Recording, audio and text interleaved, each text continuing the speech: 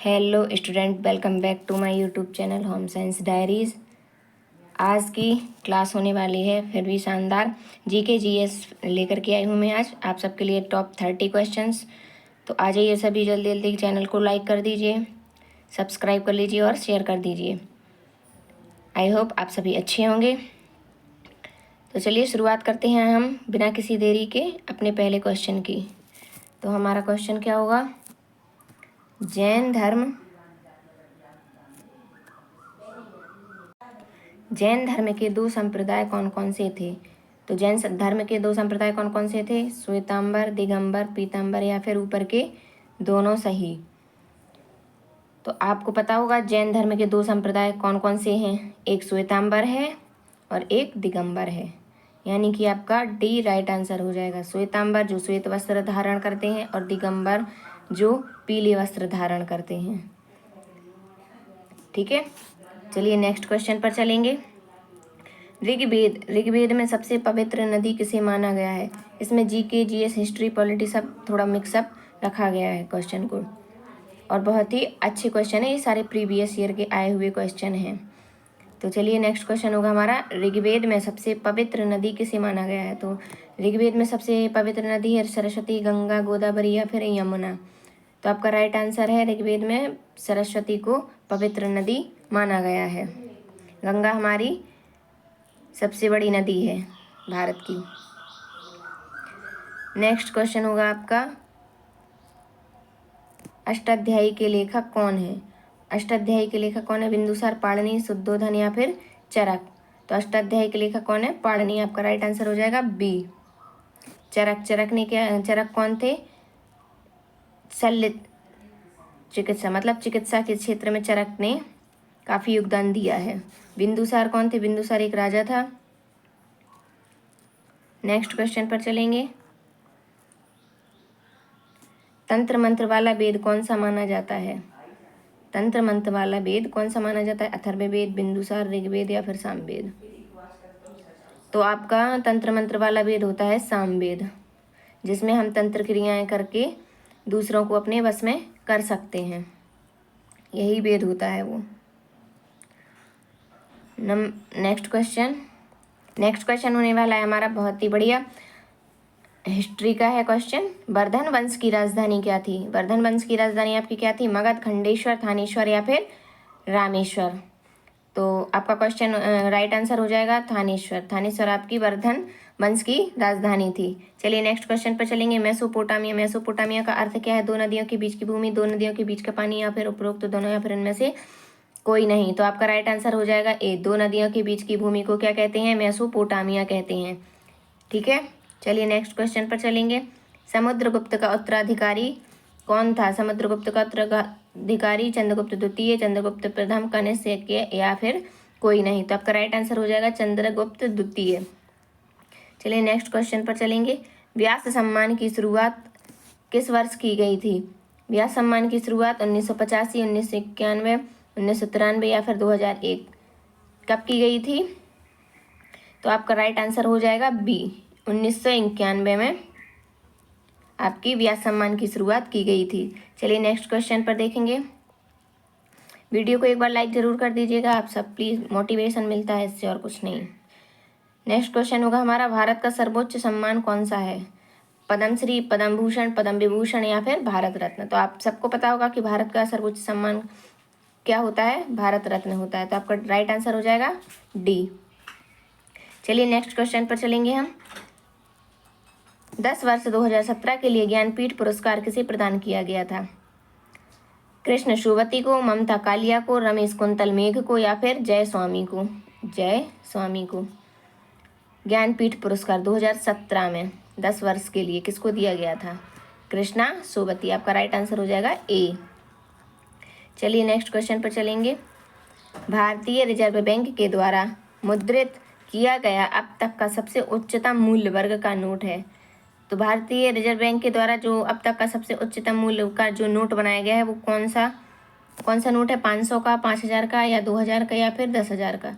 तो सबसे उच्चतम मूल्य होगा, आपका राइट आंसर हो जाएगा डी, यानी 10,000 का नोट उच्चतम मूल्य वर्ग का नोट है। चलिए नेक्स्ट क्वेश्चन पर चलेंगे। नाटो की स्थापना नाटो की स्थापना कब हुई थी? 4 अप्रैल 1949 को, 5 अप्रैल 1948 को, 10 अप्रैल 1950 को या फिर 14 अप्रैल 1951 को। तो नाटो की स्थापना आपकी हुई थी 4 अप्रैल 1949 को। तो आपका राइट आंसर हो जाएगा ए। चलिए नेक्स्ट क्वेश्चन को देखेंगे। साहित्य अकादमी की स्थापना कब हुई थी? साहित्य अकेडमी की स्थापना कब हुई थी? 1960, 1961, 1954 या फिर 1975। तो आपका राइट आंसर हो जाएगा 1954, यानी सी आपका राइट आंसर हो जाएगा। नेक्स्ट क्वेश्चन, यूरोपीय संघ में 1 जुलाई 2013 को कौन सा देश शामिल हुआ था? केन्या, पोलैंड, मॉरिशस या क्रोएशिया? तो आपका कौन सा देश शामिल हुआ था इसमें, यूरोपीय संघ में? राइट आंसर हो जाएगा आपका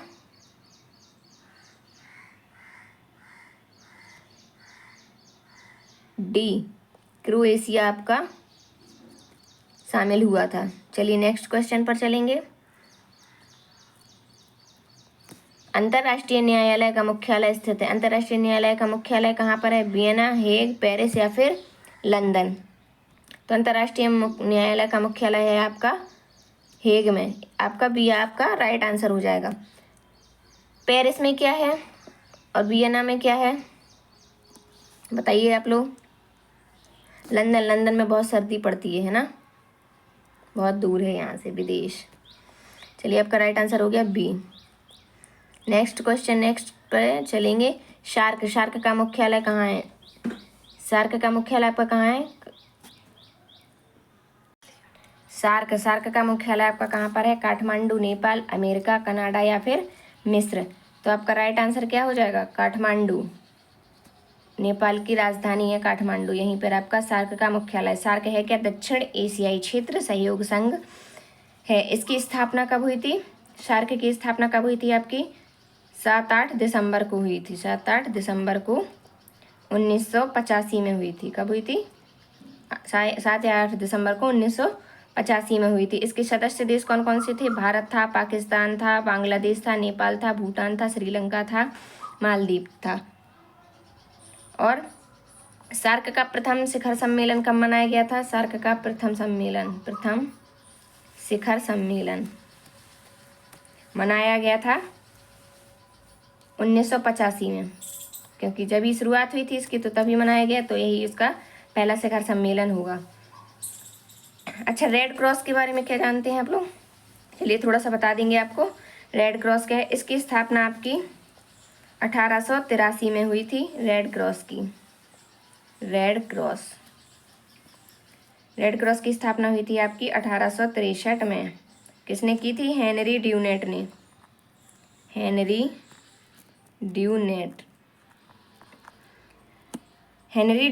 की थी। इसका मुख्यालय कहाँ पर है? जेनेवा में है, जेनेवा। इसका मुख्य उद्देश्य क्या था? युद्ध या फिर विपदा के जो समय कठिनाइयाँ होती हैं, ये क्वेश्चन हमारे होम साइंस में भी आप पूछा जाता है कि रेड क्रॉस किसके लिए है। तो इसका उद्देश्य होता है विपदा या कठिनाई के समय, जो युद्ध के समय जो होता है, उनको बचाने के लिए ये चलाया गया था। विश्व रेड क्रॉस दिवस कब मनाया जाता है? 8 मई को मनाया जाता है। तो ये थी आपकी कुछ जानकारी, चाहे तो आप लोग नोट कर लीजिएगा। चलिए नेक्स्ट क्वेश्चन पर चलेंगे। इसमें आपका राइट आंसर क्या था? ए आपका राइट आंसर था। चलिए नेक्स्ट क्वेश्चन पर चलेंगे। संयुक्त राष्ट्र खाद्य एवं कृषि संगठन FAO का मुख्यालय कहाँ पर है? तो कहाँ पर है इसका मुख्यालय? रोम, इटली, रूस या फिर ए और बी दोनों? तो आपका राइट आंसर क्या हो जाएगा इसमें? संयुक्त राष्ट्र खाद्य कृषि संघ FAO। तो आपका इसका राइट आंसर हो जाएगा बी, यानी कि इटली।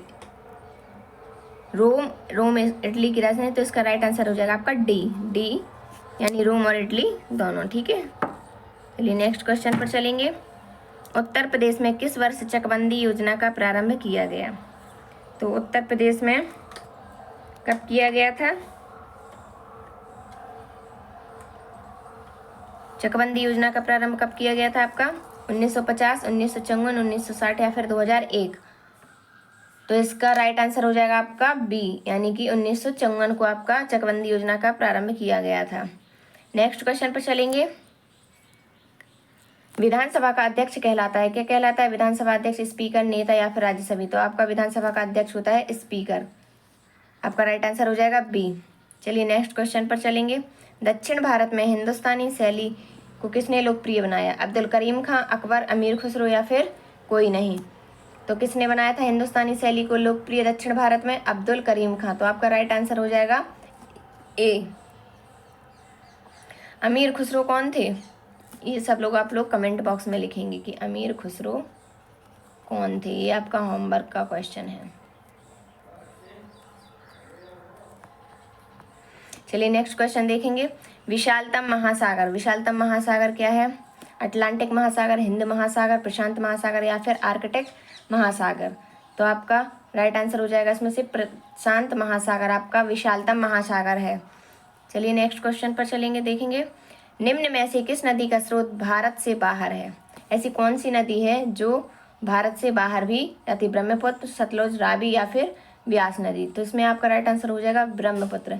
ब्रह्मपुत्र नदी आपकी स्रोत इसका कहाँ से है? भारत के बाहर से आई हुई नदी है ये, ठीक है। नेक्स्ट क्वेश्चन पर चलेंगे। हापुस आम का मूल स्थान कौन सा है? हापुस आम एक आम की एक प्रजाति का नाम है। इसका मूल स्थान कौन सा है? बनारस, मालदा, रत्नागिरी या फिर विजयवाड़ा। तो हापुस आम कहाँ पर पाए जाते हैं? रत्नागिरी, यानी गुजरात के पास जो है हापुस आम वहाँ पर पाए जाते हैं, रत्नागिरी में। आपका राइट आंसर हो जाएगा सी। चलिए नेक्स्ट क्वेश्चन को देखेंगे। भारत में क्रमबद्ध जनगणना की शुरुआत किसके काल में हुई थी? Lord Mayo, Lord Ripon, Lord Dalhousie या फिर आर वेंकटरमन। किसकी उसमें हुई थी? आपका राइट आंसर क्या हो जाएगा? राइट आंसर हो जाएगा बी, लॉर्ड रिपन। चलिए नेक्स्ट को देखेंगे। जनसंख्या की दृष्टि से भारत का चौथा सबसे बड़ा राज्य कौन सा है? जनसंख्या की दृष्टि से भारत का सबसे बड़ा राज्य कौन सा है? उत्तर प्रदेश, महाराष्ट्र, बिहार या पश्चिम बंगाल। तो आपका राइट आंसर क्या हो जाएगा? जनसंख्या की दृष्टि से भारत का चौथा सबसे बड़ा राज्य है पश्चिम बंगाल। आपका राइट आंसर हो जाएगा डी। चलिए नेक्स्ट क्वेश्चन पर चलेंगे। 26। पारितंत्र में दो प्रमुख प्रकार के घटक होते हैं। कौन कौन से घटक होते हैं? एक तो जैविक घटक होता है, एक अजैविक घटक होता है, यानी आपका राइट आंसर हो जाएगा सी, उपरोक्त दोनों। जैविक घटक क्या है? जो जीव जंतु मनुष्य मतलब जिनमें जान होती है वो जैविक घटक होते हैं। अजैविक घटक होते हैं जैसे पेड़ पौधे, पहाड़, नदियाँ, ये सब आपके अजैविक घटक में आते हैं, ठीक है। चलिए नेक्स्ट क्वेश्चन को देखेंगे।